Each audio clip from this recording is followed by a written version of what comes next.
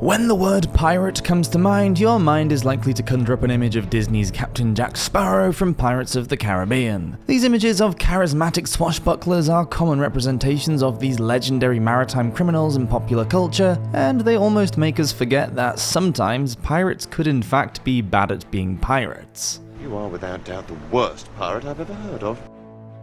Some unlucky individuals found themselves blundering their way through their piratical careers, a far cry from the likes of Black Bart, Blackbeard and Calico Jack. Perhaps the best example of this is the little known and poorly documented case of a pirate by the name of Basil Hood. In today's video, we will be giving you a rundown of Basil Hood's biggest folly, a comical and unfortunate incident with a stolen herd of cows. Following this, we will take a look at other examples of animals kept on pirate ships before ending with a look at some of the other unlucky or unskilled pirate captains of the Golden Age and beyond. So sit back and relax as we take you back through time to the unfortunate tale of Basil Hood and his herd of seasick cows. Welcome to Walk the Plank.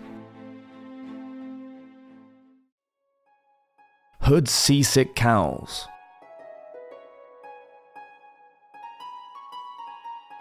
Now, before we begin, it's important to note that sources for this story are fleeting at best. We will do our best to recount the tale from available sources, but the finer details are yet to be confirmed by historical sources. The story goes as follows.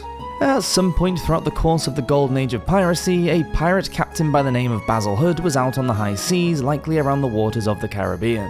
Upon scanning the horizon for anything that would fetch a good price at a pirate haven port, perhaps gold, fabrics, spices, or food, Hood noticed something slightly more, well, alive. Scanning the coastline of a nearby island, the crew's eyes fell upon the sight of a herd of cattle grazing in a field. Unconventionally, Basil took his chances and set sail towards the shoreline.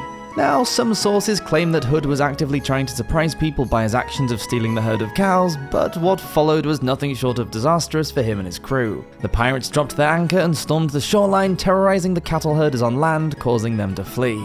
The first part would prove to be the easy bit, scaring off the cows' owners and ushering them onto the pirate ship, with the intention of selling them at the next port. Basil may as well have forgotten to take into account that cows are live cargo, though. Live cargo that is subject to the turbulent consequences of sailing on the open seas. So, not only did the cows begin to feel seasick, but they were reportedly already suffering from an illness whose name translated from Navajo to English as volcano of vomit. And that's exactly what happened next. As the cows rocked and stumbled on board the deck of Basil Hood's ship, they began to throw up, aggressively. The stench of cow vomit was reportedly so foul that passing ships were able to smell it as they sailed by. The grim substance flooded the top deck of the ship, which likely caused the pirates themselves to empty their stomachs too. Basil, at this point, was desperate.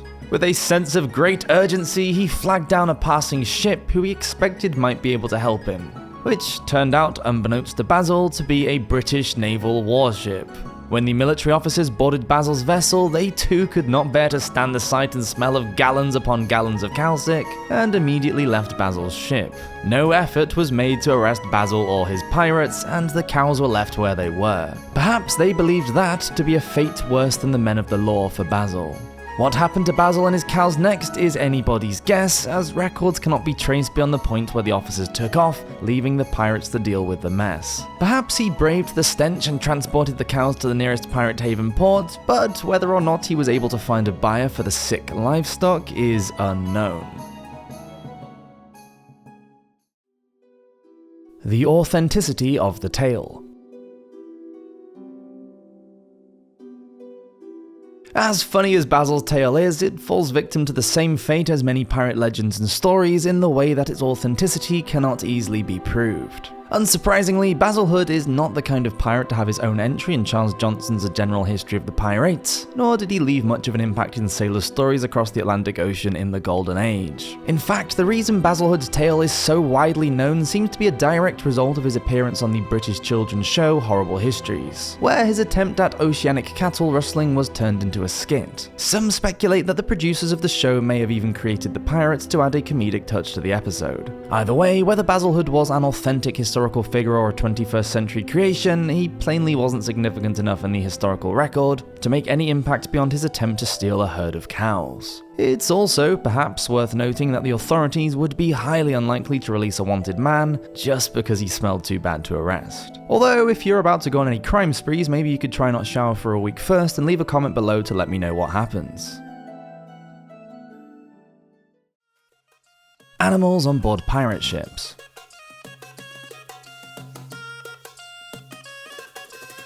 Surprisingly, animals weren't all that rare on board the pirate ships of the Golden Age. Now, the idea of a pirate captain strutting around his ship, barking orders with a parrot on his shoulder, repeating them back to his men, is ultimately one of fiction.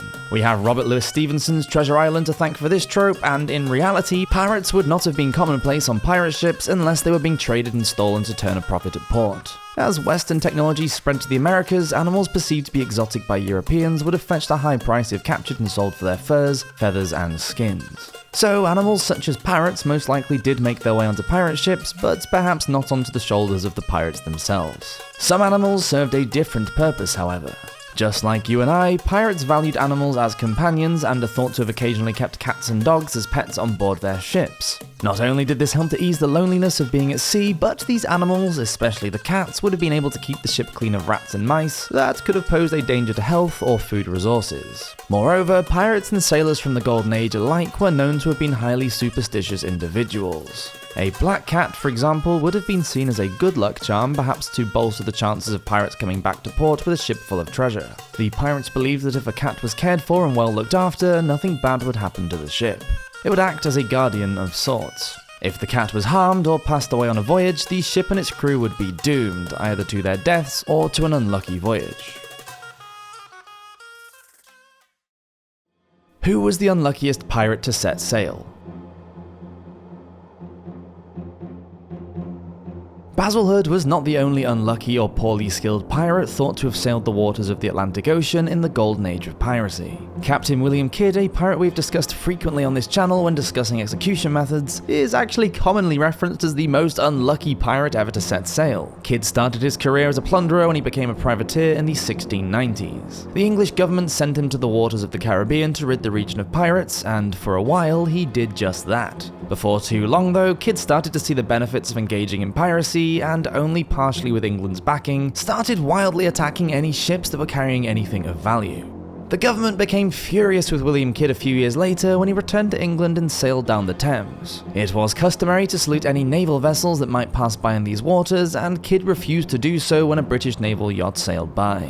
It is thought that a mock shot was fired by the yacht to scare Kidd into saluting, but he continued to refuse, instead turning around and slapping his rear end at the vessel. This foolish move saw the majority of Kidd's crew pressed into joining the Navy, and the unfortunate privateer was left with a greatly reduced number of men. To avoid naval work himself, Kidd sailed to New York City from London, where he sought to replenish his missing crew members with local criminals, pirates, and men who were already on shaky terms with the law. As annoyed as they were, the British government didn't dismiss Kidd just yet. He took his new crew to the Indian Ocean, where he sought out the skilled and vicious pirate Robert Culliford. Ultimately, after a long time searching for him, he could not be found. By this point, Kidd was on poor terms with both the British government and his own crew, who were tired of spending months at sea looking for pirates that could not be found. They eventually pressured Kidd into becoming a pirate captain, and this is exactly what he did when he gave up on finding Culliford. Across the late 1690s, Kidd turned from privateer to pirate and started attacking merchant ships. Unfortunately, he wasn't a particularly skilled one, heavily damaging his old ship, the Adventure Prize, in the process of capturing a merchant vessel. This led to him taking the merchant ship, the Quidar Merchant, as his own, and he proceeded to sail across the waters of the Indian Ocean with it. Following this, he returned to New York City. Kidd was now wanted by the British government, and the Navy had sent man of war ships out to the waters in which he was last seen to hunt him down. Kidd, knowing that the law was on his tail, decided to sell all of his stolen treasure and deposit the rest on a nearby island. By this point, his crew had lost all patience with him and had him mutinied. Some were waiting in New York City to actively hunt him down. Kidd managed to avoid them, but in the process was arrested by the governor of New England, Richard Bellamont. In the February of 1700, Kidd was sent back to England, where he met his end on Sunday 18th of May 1701 at the end of the executioner's rope. Elsewhere in the pirate halls of shame is the famed Stede Bonnet, a would-be pirate born to a rich landowner in Barbados who knew very little about sailing by the time he took up the wheel of a ship.